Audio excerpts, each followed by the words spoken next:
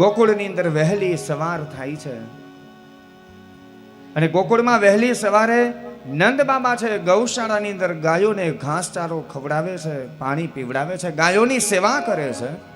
નંદના બહેન હતા, એમનું નામ છે સુનંદા.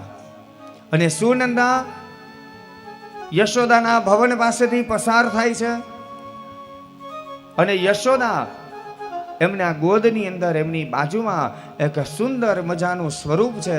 ભગવાન પરમાત્માનું સોહામણું સ્વરૂપ જોયું, લાલાને રમતો જોયો અને જ્યાં કનૈયાને રમતો જોયો ત્યાં તો સુનંદા ભાવ વિભોર બન્યા છે. ગડગડતી દોટ મૂકી ગૌશાળાની અંદર ગયા છે. ગૌશાળામાં જઈ અને નંદ બાબાને કહ્યું કે બાબા આપકો બધાઈ હો, આપકે યહાં લાલો ભયો, આપકે યહાં આનંદ ભયો.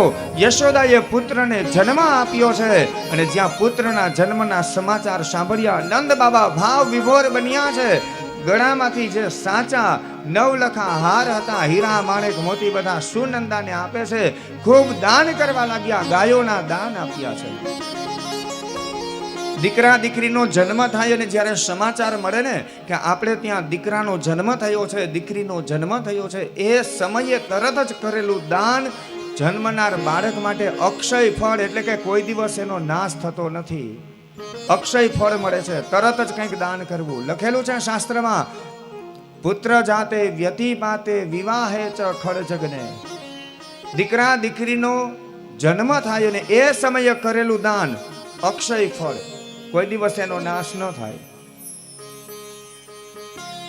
પછી દીકરા દીકરીના જ્યારે લગ્ન થાય, દીકરા દીકરીને પરણાવીએ ને ત્યારે પણ દાનનો મહિમા બતાવેલો છે. અને દાન, જો દાન અને દક્ષિણાઓમાં ફેર હોય છે, તફાવત છે. અને દાન કરીએ છીએ શું કામે કરીએ તો કે જે નવદંપતિ પરણે છે, પતિ પત્નીના લગ્ન થાય છે ને, એનું જીવન સુખેથી પસાર થાય એટલા માટે આપણે એમાં દાન આપીએ છીએ.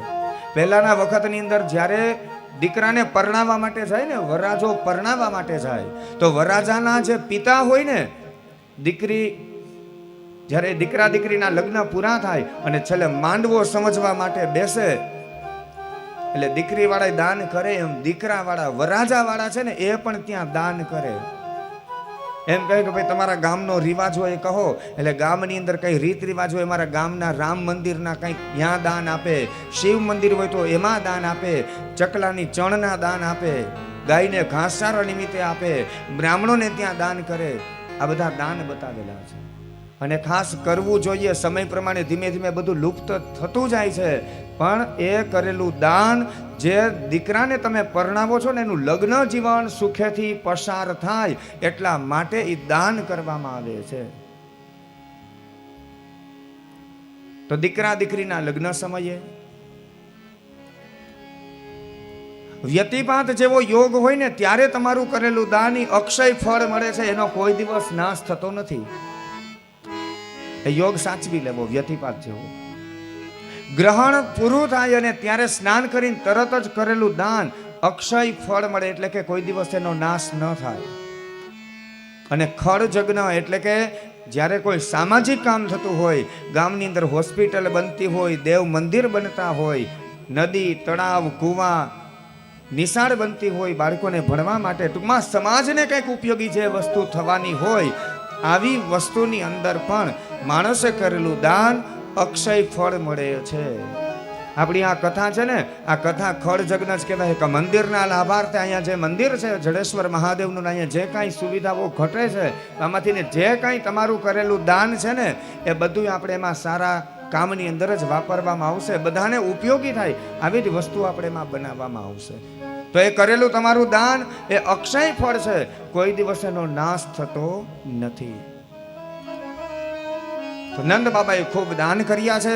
ગોકુળની અંદર તમામ ગોપ અને ગોપીઓને ખબર પડી કે યશોદાને ત્યાં પુત્રનો જન્મ થયો, નંદ અને યશોદાને ત્યાં પુત્રનો જન્મ થયો. અને જ્યાં આટલા સમાચાર સાંભળ્યા ને, કોઈ ગોપીઓના હાથની અંદર દહીંની મટુકી હતી, કોઈના હાથમાં માખણ હતા, કોઈ દૂધ હતા હાથની અંદર,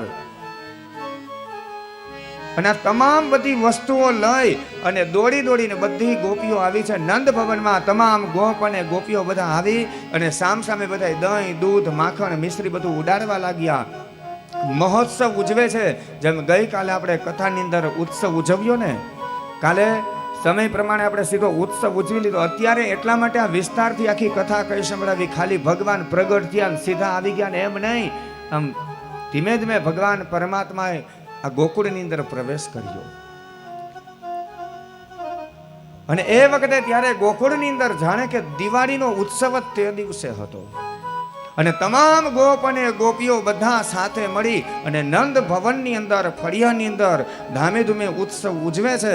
જેમ આપણે ગઈકાલે ઉજવ્યો અને એમાં કદાચ કોઈ બાકી રહી ગયા હોય તો અત્યારે પણ થોડી વાર માટે ભગવાન પરમાત્માનો ઉત્સવ એટલે કે ભગવાનના આનંદ માટે થઈ અને જેમને રાસ રમવો હોય આ બાજુ કાલ તો આખું બધી જગ્યા બહુ ભરચક વધારે હતી એટલે લગભગ પછી જગ્યા ઓછી થઈને ત્યારે સંખ્યા ઓછી થઈ પછી રમી શક્યા ઘણા બહેનો, પછી દર્શન કરીને નીકળી ગયા. પછી પણ છતાં કોઈ બાકી રહી ગયા હોય તો અત્યારે આમ પણ સમય થયો છે ત્યાં નાનો એવો એક રાસ આપણે રમીએ.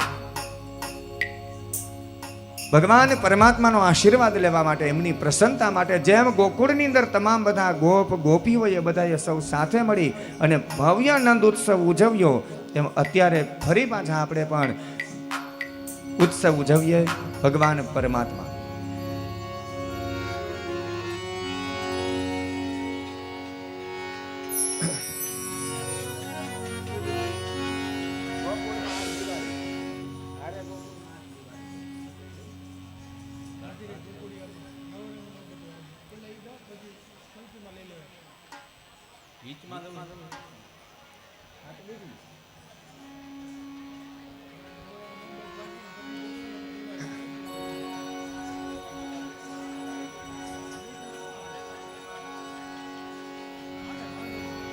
ગોકુળ સરીખું ગામડો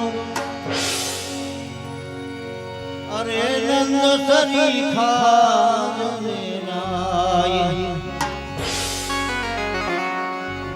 ગોકુળ સરીખું ગામડો એ નંદ સરીખા આય થયા જોયા જાત આજ રે ગોકુળિયા